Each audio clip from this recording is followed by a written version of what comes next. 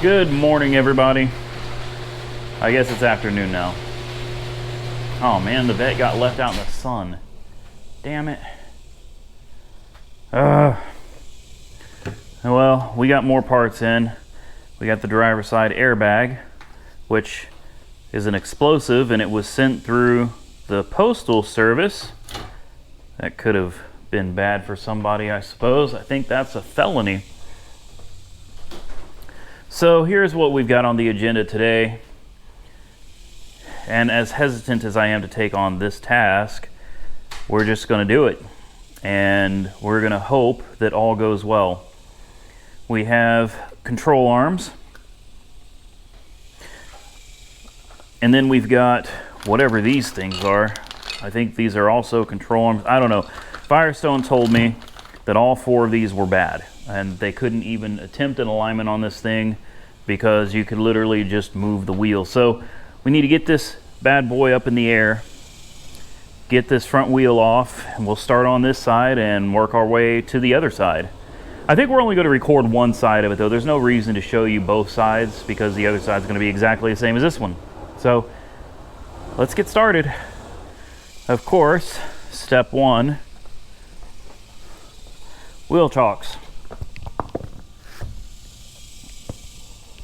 And then we'll set the e-brake as an added precaution.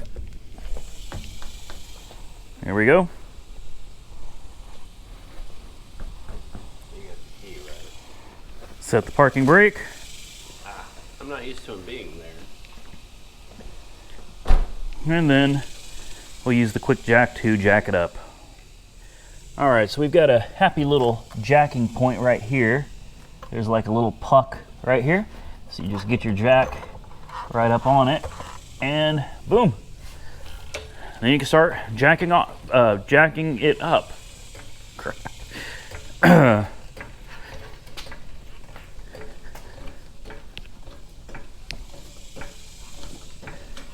We'll see how bad this wheel really is. Hey, look, we jacked it up and the alarm is going off, except the horn's not beeping at all. All right, so, oh crap, we got side to side and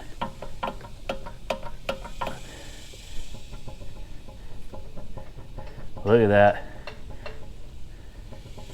Yeah, we've got some serious play in the suspension. So let's get this wheel off. All right, we got us a jack stand under here. Take a look at this. Rock it a little harder, like really rock that sucker back and forth. There you go. Look at that. That is horrible. This one isn't much better. The boots are ripped. Looks like the joints down here are actually fine. The tie rod looks like it's fine. I don't see any play. But that one right there in particular is really, really bad. All right, so got our Earthquake XT. This thing has been very trusty, reliable, never had a problem with it. And it's a 17 mil. I went to put a 19 on it and it was too long, so. Ooh, those are a little rusty. Ooh.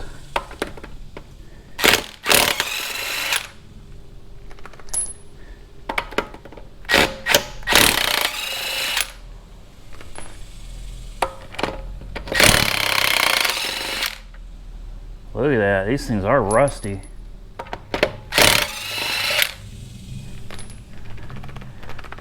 Get off! Pull that. Don't squeeze the trigger. Uh-oh. And I can't get it out either. Ow! Son of a bitch! We need to clean these rims while we got them off. So what we can see here is the reason everything has shifted is because this boot has come completely out of this control arm.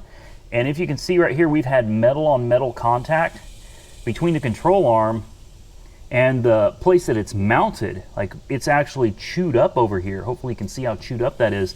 So yeah, I would say the alignment is hella off because of that alone. You can see this, where the strut mounts to it, is also off. Look at this amazing strut though. Look at that sucker. So we're going to have to take this little Torx head out to separate it. We got to take this nut and bolt off. We've got to come over here and we've got to separate it from, I believe that's the spindle's ball joint, and then that'll come off. We have the same thing over here. This one's not nearly as bad. We got to get the bolt and nut off of this one, and then it's you just got to hammer, I guess, and beat it off, so to speak, of the spindle right there. So those are the two components we're going to be changing. And here we have our beautiful, beautiful slotted rotors. And look at these brakes, man. God, they're huge. Look at this. Magnificent. It's a work of art. See if we can move this at all. Yeah, look. That's bad. That's real bad.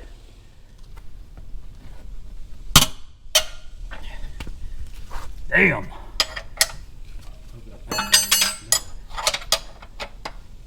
It's free spinning. Yeah. That's the aluminum one, huh? No. That's the heavy one. Your heavy ones don't look that big.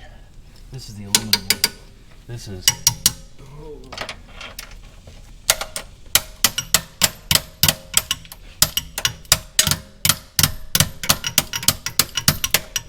I have to use a 21 to try to get this off. Oh shit!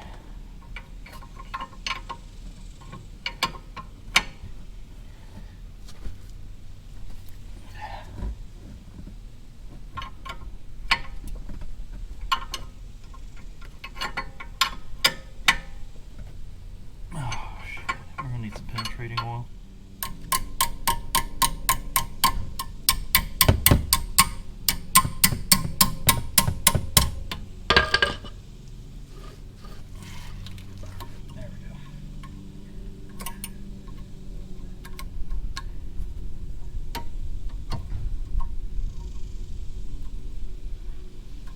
Alright, so before we pull this bolt off, we need to hit it with a hammer. I'm going to try first with the regular nail hammer right here. I don't think this is going to be enough to do it. You got to watch out. There's a lot of there's cables and stuff back here that you don't want to hit.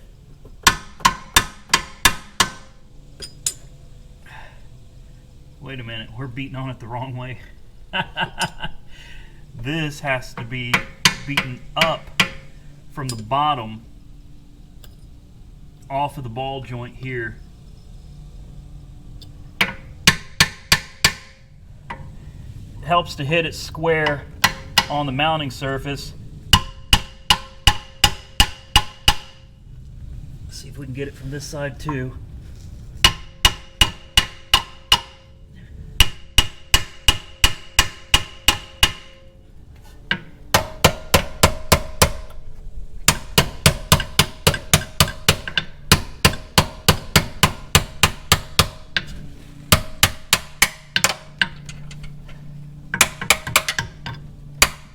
There we go. Swing her loose. No such. I think a Volvo would be easier. That's saying something. There we go. Booyah!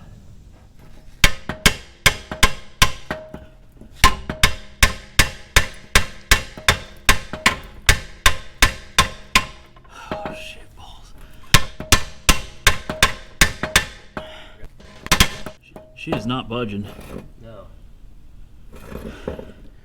All right, so beating on it did absolutely no good at all. Obviously, we got it off here. You can see how damaged and broken it is. But we bought this little tool right here. We think that this is going to help. And big shout out to Clyde from, he's the guy on the forums that rebuilds coil packs for these V12s. He's the one I'm probably going to end up getting my coil from. He rebuilds these things, and he does a really good job at it.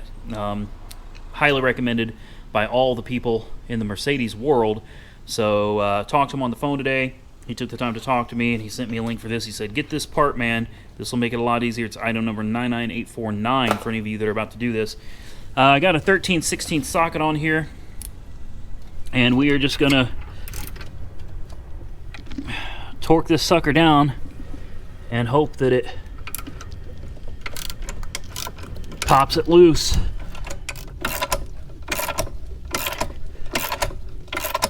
Good. Whoa. Something just shattered? Whoa. Talk about tension. Jeez. Holy shit. Alright. Holy shit. If that thing had flown out like the way it did that way at me, that'd be my face. Wow. It shot all the way to the other side of the car. Huh. Yeah, that wasn't coming off with a hammer, was it? No. It was not. Not for lack of trying. Wow. Look at the boot. Yeah, the bushing's totally screwed. Even the metal's damaged. Oh, okay. Next, we're going to take this 21 off. I might need the smaller one.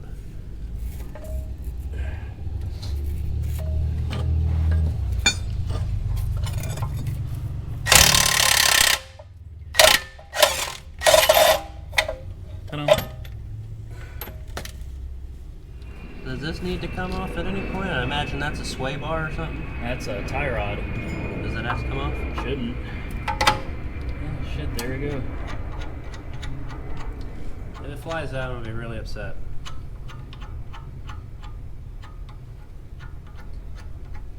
I've had enough of that for one day.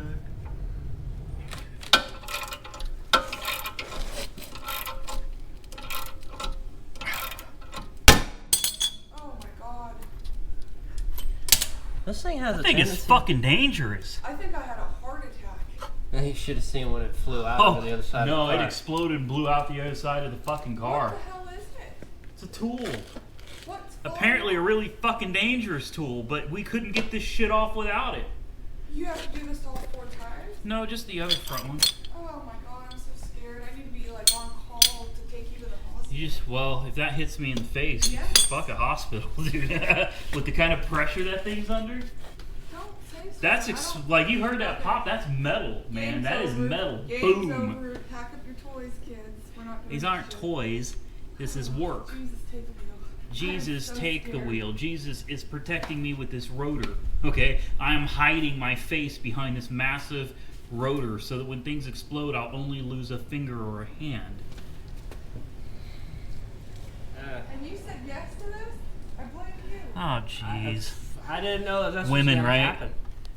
Now that we got that broken loose, we need to remove part of the inner fender so that we can get this bolt out, because it's sitting there in such a way that it is right up against the inner fender liner.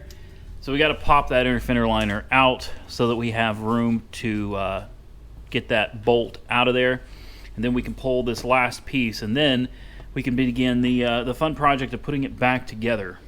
So it's probably worth mentioning, you don't have to take the whole inner fender liner out to do this. You just got to unbolt it for the bottom. There's a few bolts. Take off about half of the splash shield, and then you can get up under here and get access to the bolt, which you probably can't see, but it's right there. So there you go. Tight spaces even for a GoPro. Okay, we got her unbolted. Tim is going to pull it on out.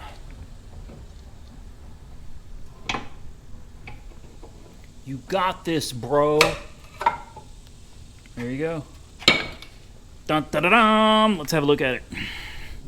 I don't really think there's much wrong with this one, other than it says Mercedes-Benz, so we know it's no good. That's no good.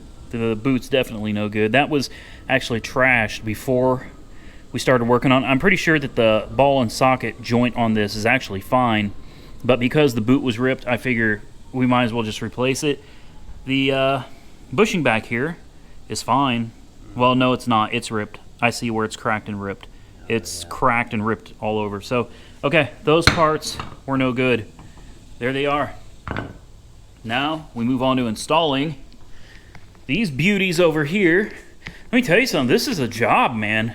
This is no joke. This is a job. So we get to start installing these new ones. We got a new one of those, and then we got a brand new one of these. And it's not Mercedes-Benz, but they were cheap. I spent like $120 for all 4 of these. Beats what I would have paid for OEM. And hey, thanks to John the other day, if we ever break them again, I've got another set right here I can use. And these are still good, so let's get to it. Let's put this bad boy back together.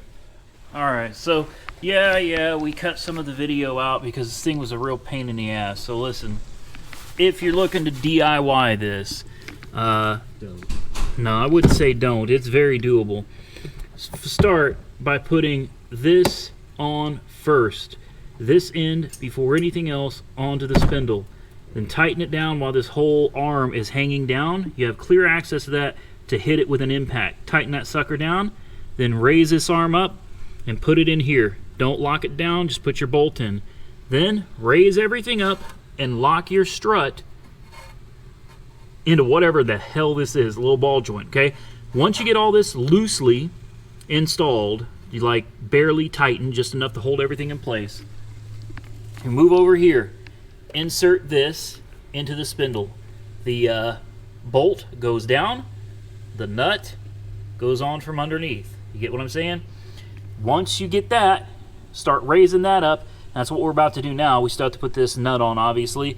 And we got to tap that into place and then run the bolt through it.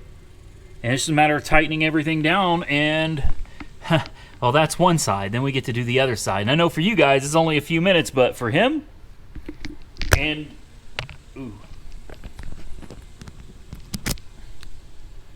and for me,